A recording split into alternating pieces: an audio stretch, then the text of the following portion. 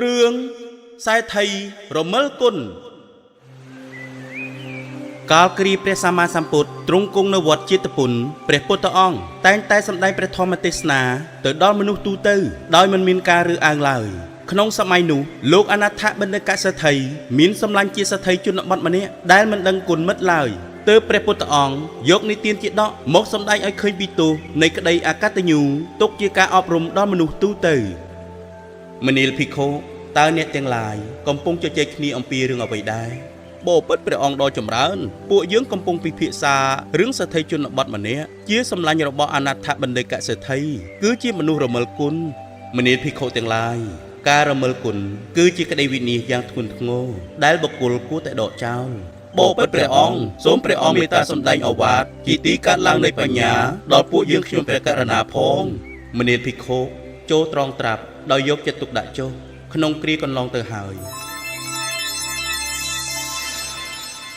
គ្រាមួយសេដ្ឋីជនបទបានជញ្ជូនទំនិញមកតាមរទេះយ៉ាងច្រើនដើម្បីយកទៅឲ្យសេដ្ឋីពោធិសត្វដែលរស់នៅឯក្រុងពារាណសី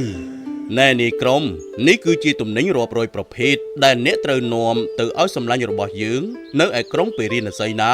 បាទលោកសេដ្ឋីតើត្រូវការទូទាត់ថ្លៃទំនិញទាំងនេះទេពេលទៅដល់អត់ទីនេះក្រុមគឺថាទំនិញទាំងនេះត្រូវនាំយកប្រគល់ជូនសម្លាញ់យើងហើយគឺនឹងផ្លាស់ប្ដូរទំនិញផ្សេងមកវិញដែលអ្នកត្រូវដឹកមកឲ្យយើងវិញដឹងទេ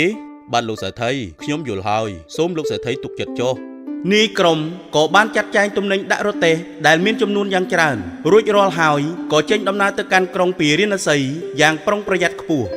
ណែវ័យគ្នាយើងរួចរាល់នៅបាទលោកនាយពួកយើងរួចរាល់ហើយពេលនេះយើងអាចចេញដំណើរបានហើយល្អណាស់អញ្ចឹងតោះចេញដំណើរ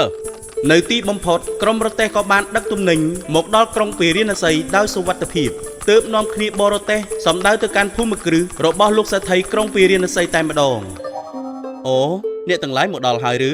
តើតាមផ្លូវសុខសប្បាយយ៉ាងណាដែរបាទលោកសេដ្ឋីគឺថាការធ្វើដំណើរតាមផ្លូវមកនេះមិនមានជាបញ្ហាអ្វីទេពួកយើងសុខសប្បាយជាធម្មតាល្អណាស់បើដូច្នេះសូមអ្នកទាំងឡាយនាំគ្នាស្នាក់នៅទីនេះឲ្យបានស្រួលខ្លួនសិនចុះចាំនាំទំនិញត្រឡប់ទៅវិញបាទលោកសេដ្ឋីពួកយើងសូមអរគុណខ្លាំងណាស់សម្រាប់ការទទួលស្វាគមន៍យ៉ាងកក់ក្ដៅនេះពេលក្បួនរទេះមកដល់សេដ្ឋីពោធិសត្វក៏ឲ្យមនុស្សយកម្ហូបអាហារបាយទឹកនំចំណីមកស្វាគមន៍ពួកបរិវារដែលនាំរទេះទំនិញមកព្រមទាំងឲ្យទីស្នាក់អាស្រ័យយ៉ាងល្អផងដែរលុះដល់ស្អែកឡើងសេដ្ឋីក៏ផ្ទេរទំនិញត្រៀមឲ្យពួកបរិវារទាំងនោះយកទៅវិញណែលោកនាយក្រុមនេះគឺជាទំនិញដែលត្រូវដឹកយកទៅជូនសម្លាញ់យើងវិញសូមឲ្យការធ្វើដំណើរតាមផ្លូវប្រកបដោយសុវត្ថិភាពណាបាទលោកសេដ្ឋីពួកយើងខ្ញុំសូមអរគុណណាស់សម្រាប់ការយកចិត្តទុកដាក់ចំពោះពួកយើងខ្ញុំមិនជាអ្វីទេនេះគឺជាក្តីរីករាយរបស់ខ្ញុំពេលបរិវារនាំទំនិញមកដល់វិញសេដ្ឋីជនបទមិនបានចេញទៅទទួលស្វាគមន៍អ្វីទេមិនត្រឹមតែប៉ុណ្ណោះគាត់ថែមទាំងបណ្ដេញឲ្យឆាប់ចេញពីផ្ទះរបស់ខ្លួនទៀតផង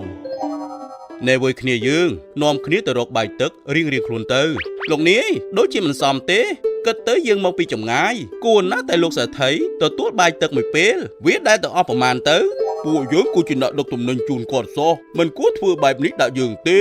ណាស់ហើយអ្នកទាំងឡាយអើយយើងធ្វើការជូនគេទ្រាំទៅ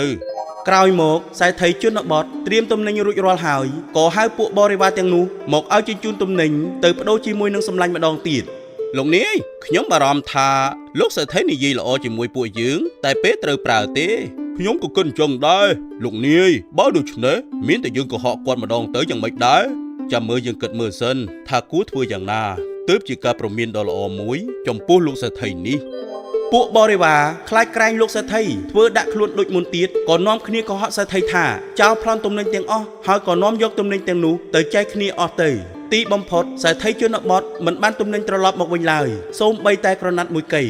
អ្នកមានបញ្ញាតែងតែចេះផ្ដល់ឧបការៈគុណដល់មិត្តដែលបំពេញប្រយោជន៍ដល់ខ្លួនចំណែកជនអកតញ្ញូតែងតែបង្ហាញអិរិយាបថរមិលគុណពេលដែលប្រយោជន៍បានដល់ខ្លួនហើយអកតញ្ញូជាក្តីវិនិច្ឆ័យយ៉ាងធ្ងន់ធ្ងរចំពោះបុគ្គលណាដែលមានវាហើយដូច្នេះចូលដកអកតញ្ញូចេញពីសន្តានចិត្តរបស់ខ្លួន